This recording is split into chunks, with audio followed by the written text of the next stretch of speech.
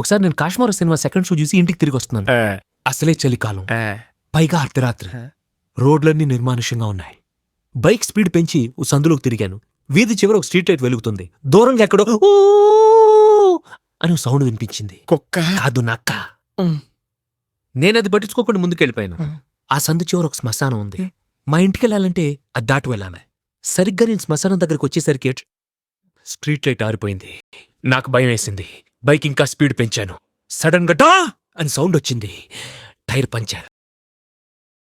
నేను బండిది గబగబా నడుస్తున్నాను. నా వెనకాల ఎవరు వస్తున్నట్టు అనిపించింది. సడన్ గా వెనక తిరిగాను. ఎదురుగా నా ఫ్రెండ్ కనిపించాడు.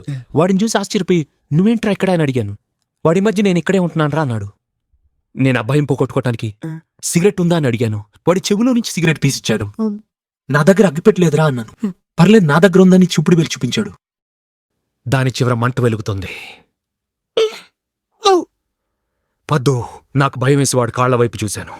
దూరంగా ఉన్న చితిమంటల వెలుగులో వాడి కాళ్ళు కనిపించాయి. అంతా మామూలుగానే ఉంది గాని పాదం మాత్రం వెనక్కి తిరుగుతుందిలా. కథలు కావాలంటే యాదవ్కి